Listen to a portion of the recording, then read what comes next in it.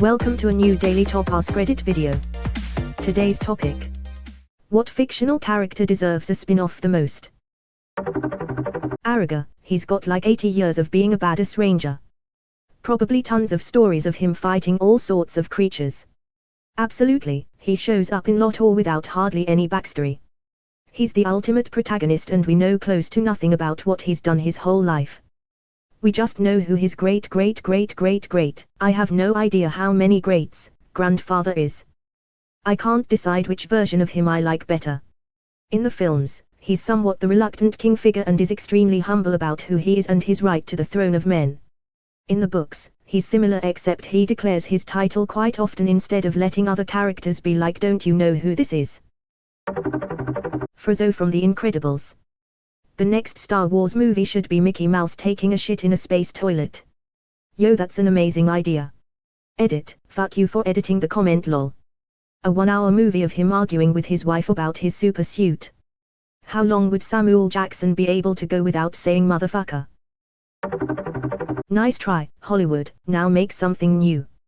But if they were to pick an idea from this thread, then nobody can make a YouTube video about it titled The Spin-Off That Nobody Asked For. Young Captain Holt. I heard he caught the Disco Strangler. And the Freestyle Killer. And a surprise cameos from young Hitchcock and Scully. That would be way too perfect. Then show what actually happened with Watch and Derek Jeter. Velvet. Thunder. You took the wrong fluffy boy. Vindication. Zelda. Her name's in the bloody title. Maybe she could actually get to do stuff one day. Technically, she's the main character in one of the CDI games. They don't count, of course. But, you know, technically. You dare bring Light into MAH lair. Rita, the full metal bitch from Edge of Tomorrow. From the hints and guidance she gave Tom in the film, her time loop experience was a lot nastier. Give her a prequel. Edit, wow, this one blew up. Glad to see there's so much love out there for this movie. Oh, especially as it's got one of those titles where you can do a funny prequel name like Edge of Yesterday or something.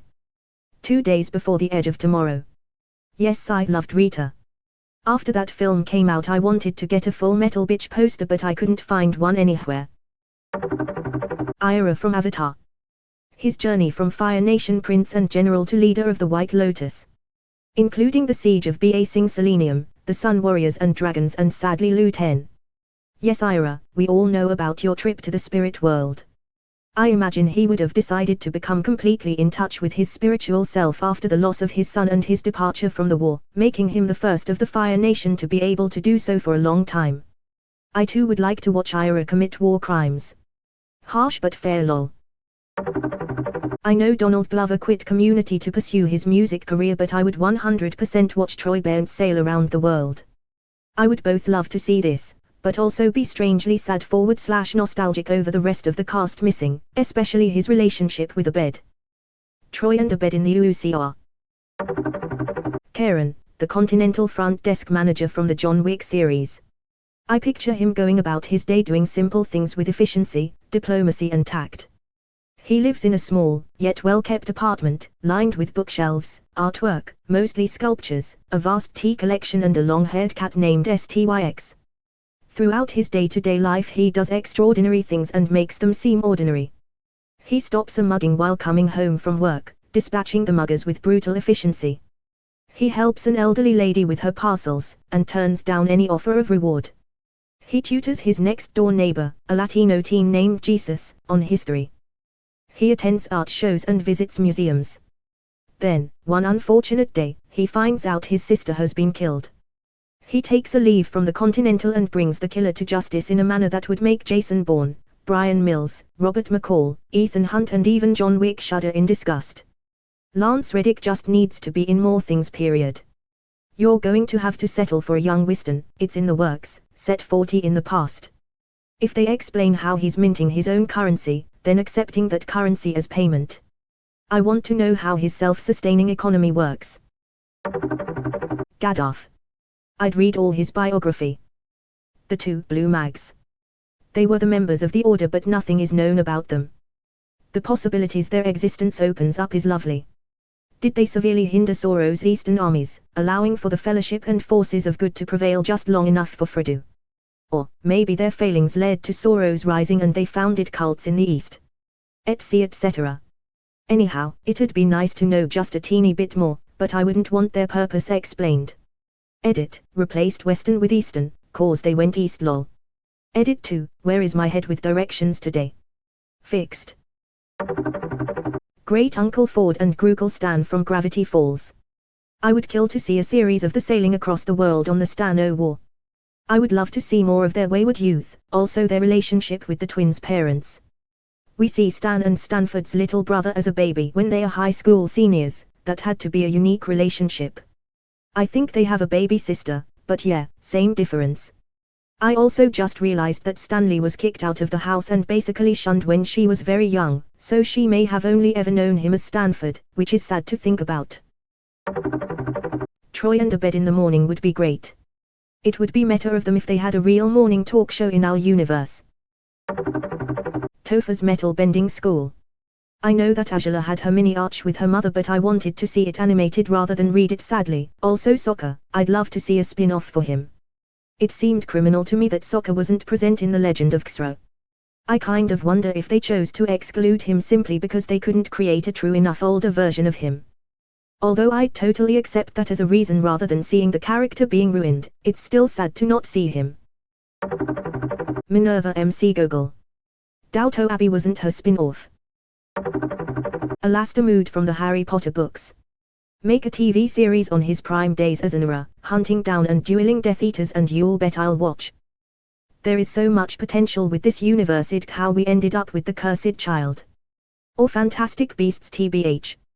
It's the same thing as Star Wars deciding to make everything about the Skywalkers when there's a gigantic universe out there. Fantastic Beasts was a super cool story that didn't need to be about Grindelwald or Dumbledore or any of the other main characters in Harry Potter. Lore and era.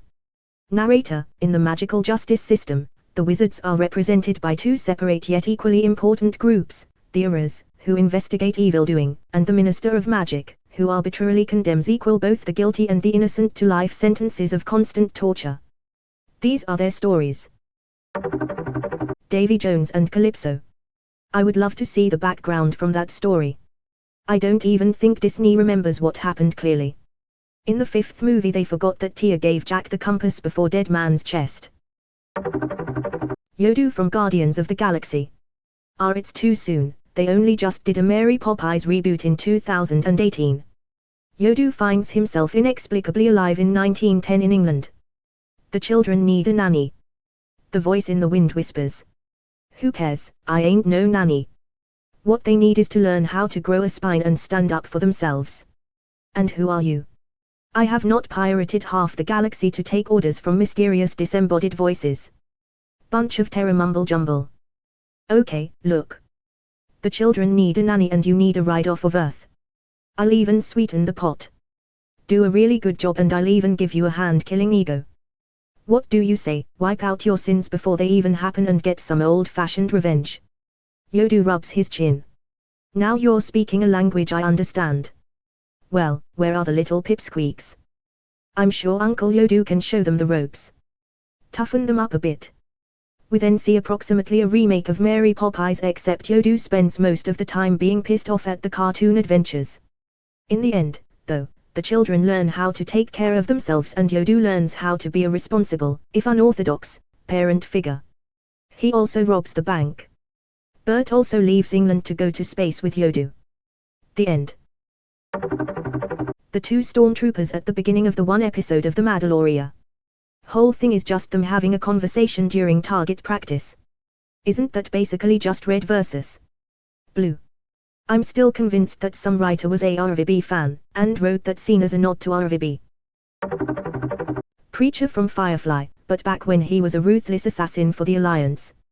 I would watch a show about literally any character even remotely related to Firefly. Raymond Holt. Why is there no spin-off? I specifically requested it. Creed Bratto. Can you imagine my disappointment when I realized who Creed, 2015, was not about? Creed is best left as an enigmatic mystery. Agreed. What I want is for him to randomly appear in other NBC shows. Not just comedies, but have him be an informant and or suspect, but not the perp, on Law and Order. Have him be somehow involved on Chicago Fire. Have him appear in character on reality shows. Rattlesnake Jake from Rago, honestly he was the best character. I'd like to see his backstory explored. Rago is one of my favorite animated movies ever and I would watch the hell out of a Rattlesnake Jake spin-off.